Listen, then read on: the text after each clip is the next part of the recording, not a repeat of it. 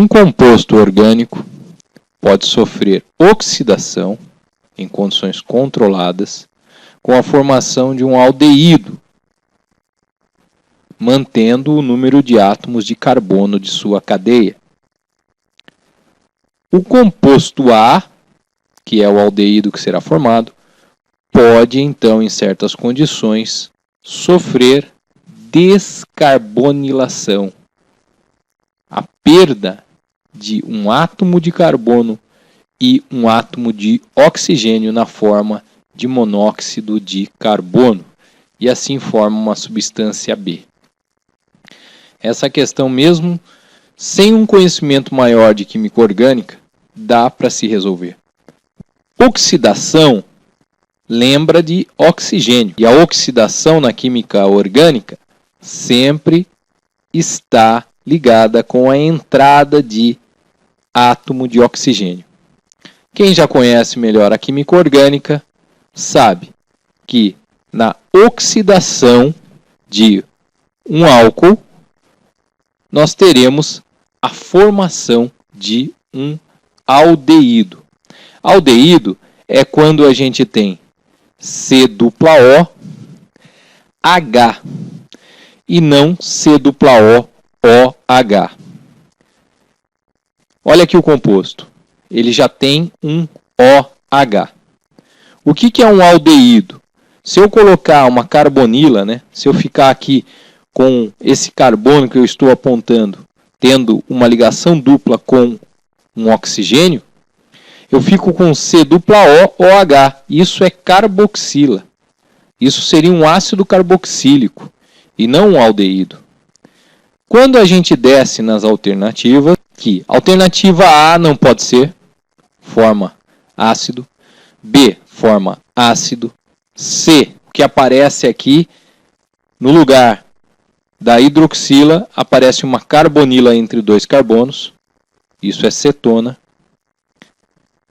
Temos então na D e na E a formação de aldeído. Aparece o grupo funcional característico dos aldeídos. Estamos entre a D e a E. Em qual desses casos, da substância A para a B, nós estamos vendo a saída de um carbono e um oxigênio, que é a descarbonilação? Veja, aqui, por exemplo, na alternativa D.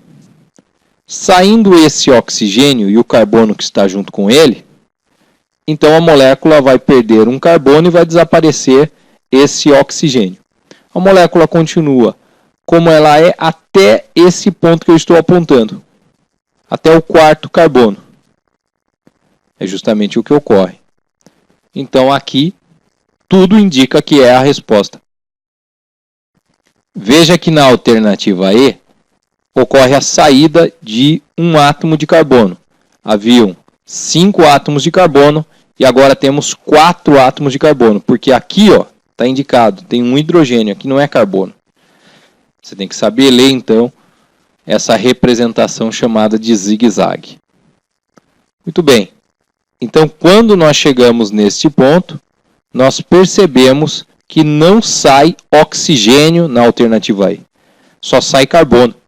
Não dá para ser uma descarbonilação, porque o enunciado deixa claro que descarbonilar significa perder um carbono juntamente com um oxigênio, na forma de monóxido de carbono. Portanto, a alternativa D é a alternativa correta. Na quarta questão, um aldeído pode ser transformado em um aminoácido pela sequência de reações dada. Veja que é fornecido para você um modelo da reação que transforma aldeído em aminoácido. Fica fácil de perceber que, no final da reação, o que sobra da molécula inicial é o grupo R e o átomo de hidrogênio. O que aconteceu com o oxigênio que estava fazendo ligação dupla com o carbono? aqui existem duas ligações com o carbono. De início, na primeira etapa, essas duas ligações com o oxigênio são rompidas, o oxigênio se solta e no lugar onde estavam duas ligações com o oxigênio, logo nessa primeira etapa, incorpora-se um grupo CN e um grupo NH2. Veja que esses caras vêm da primeira reação. Eles vêm de uma substância que está reagindo com o aldeído inicial. Depois, essa substância intermediária é passada por um meio ácido e então temos a formação do grupo carboxila. Então, o grupo amino e o grupo carboxila, os dois juntos, é que fazem a gente chamar a molécula final de aminoácido. Esses dois caras vêm de substâncias que são adicionadas. Portanto, se eu tomo um aminoácido e pergunto de que aldeído ele veio, basta que eu tire o NH2 e a carboxila e coloque aqui um C-O. É claro, o NH2, o grupo amino, ele pode vir também com ramificação. Então nós tiramos esta parte, tiramos a carboxila, colocamos aqui um O e temos o aldeído inicial. Quando você vai procurar isso na resposta, você não encontra de imediato. Por quê? Só para te encher o saco, os caras costumam fazer isso. O cara colocou aqui de ponta cabeça a molécula do aldeído inicial. Veja que se você virar isso de ponta cabeça, você vai ter o anel aromático, depois uma sequência de 2 carbonos, 1, 2, sendo que no segundo carbono você já tem que ter a ligação com o oxigênio, a ligação dupla e o hidrogênio. Por isso a resposta é a letra A. Vamos ver agora a questão 72 do Enem 2011. A bile é produzida pelo fígado, armazenada na vesícula biliar e tem papel fundamental na digestão de lipídios. Os sais da bile são esteroides sintetizados no fígado a partir do colesterol. Aproveite este exercício para aprender que colesterol não é vilão. O problema é quando a gente ingere de maneira excessiva. Ele é fundamental para formar aí os sais biliares que são fundamentais na digestão de lipídios. A pergunta do exercício será a seguinte: a combinação entre ácido cólico, que está aqui apresentado, e glicina ou taurina origina a função amida, formada pela reação entre o grupo amina desses aminoácidos e o grupo... Então veja, o exercício ele te fala que o ácido cólico, que está apresentado aqui, vai reagir com glicina ou taurina, que são aminoácidos, e que ele não apresenta aqui, mas ele te diz glicina ou taurina são aminoácidos que têm o grupo amina como todo o aminoácido, e deixa claro. Então é o seguinte, aqui o cara pergunta para você se vai ter que formar a função amida, é porque o ácido cólico vai reagir com uma amina. Quem conhece esse assunto já percebeu aqui o que está acontecendo. O ácido carboxílico reage com uma amina, dá o grupo amida. O que é um grupo amida? É quando você tem uma carbonila de um lado e no mesmo carbono da carbonila um nitrogênio. As amidas elas vêm da reação entre uma amina e um ácido carboxílico, entre o grupo carboxila do ácido carboxílico e o grupo amina da amina que você está reagindo. Então aqui não tem muito segredo. A pergunta é: o grupo amida vai surgir da combinação entre o grupo amina e o grupo... Puxa, amidas são formadas pela combinação entre uma amina e o grupo carboxila de um ácido carboxílico, que nesse caso é o ácido cólico. Então a resposta A aqui é muito clara e muito fácil de chegar, a não ser que você nunca tivesse visto esse assunto. Você já ouviu muito falar do própolis, que quer dizer a favor da cidade. Que cidade? A colmeia. Então as abelhas passam lá, né, dão aquela pintada com própolis e se protegem. Por quê? Ele vai proteger a colmeia contra o ataque de fungos e bactérias. Por isso que nós utilizamos ele buscando propriedades que nos protejam também, né, anti-inflamatórias e cicatrizantes. Na prática, a gente sabe que isso funciona realmente.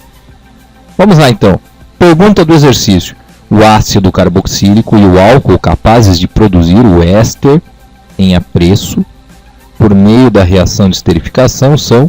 Bom, quem nunca ouviu falar de reação de esterificação ficou perdido aqui. Reação de esterificação é o seguinte. Para você formar um éster, lembra o que é um éster? É quando você tem C+O, O e depois um grupo orgânico ligado nesse oxigênio. Você tem carbonila, ligado à carbonila você tem um oxigênio, e nesse oxigênio que faz ligação simples você tem um grupo orgânico ligado nele. Isso é um éster. Os ésteres eles vêm da reação entre um ácido carboxílico, aqueles caras que são C+OH, que aqui tem um H, vem da reação entre um ácido carboxílico e um álcool. Álcool é aquele cara que tem OH no carbono saturado. Então veja, quando você olha para um éster, pega toda a parte dele, tirando aquilo que está ligado no oxigênio que faz ligação simples. Tirando essa parte aqui. Põe aqui um hidrogênio. Nesse ponto. Você vai identificar o ácido de onde veio esse cara. Que ácido seria? Um ácido que tem a carboxila e ligado na carboxila o anel aromático. É o ácido benzoico. Tá? Agora pega aquela estrutura que você soltou. 2 carbonos aqui. Tá? Fazendo ligação simples entre si. Encaixa aqui um OH. É daqui, essa parte aqui veio do álcool que reagiu. E se você encaixar um OH nesta parte aqui que eu estou sublinhando, você vai saber quem é o álcool de onde esse cara veio. Quem é o álcool de 2 carbonos? O etanol. Então, vem do ácido benzoico e do etanol. Resposta letra A.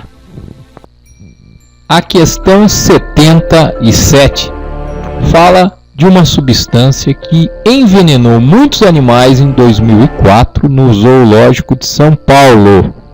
Esta substância está representada com sua fórmula estrutural.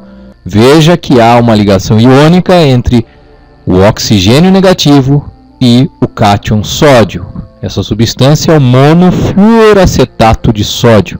É um sal orgânico. Você que está acostumado já com a química, você já identifica que é um sal orgânico, né? E da onde vêm os sais orgânicos? Da reação. Todo sal vem da reação entre um ácido e uma base. Os sais inorgânicos, aqueles que não têm carbono, vêm de ácidos que não têm carbono. Os sais orgânicos vêm dos ácidos orgânicos. Então, todo sal é resultado na neutralização de um ácido por uma base. Veja, a neutralização do ácido monofluoracético com hidróxido de sódio vai produzir esse cara, é isso? Exatamente. Né? Quem que vai produzir esse cara? Uma base da onde vem o sódio, que será quem? O hidróxido de sódio, ok? E quem será o ácido que produz esse sal? Porque todo sal vem de uma base e de um ácido.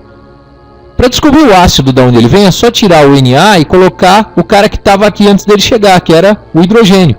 Isso aqui então formava C+OOH, o grupo carboxila, que é o grupo que identifica os ácidos orgânicos.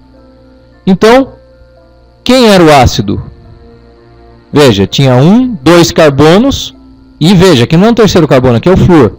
Então é um ácido de 2 carbonos, que a gente chama de ácido acético, só que neste caso, né, o nome usual do ácido etanóico é ácido acético, só que como tem um flúor, apenas um flúor, ele se chama monofluoracético. O ácido que estava aqui era o ácido monofluoracético. Depois de reagir com hidróxido de sódio, deu este sal mais água. Por que mais água? Porque o OH da base, de onde veio O sódio ficou lá esperando a chegada do H que saiu do ácido. H com OH formou água. Resposta a letra D. Espero ter te ajudado e um bom estudo para você.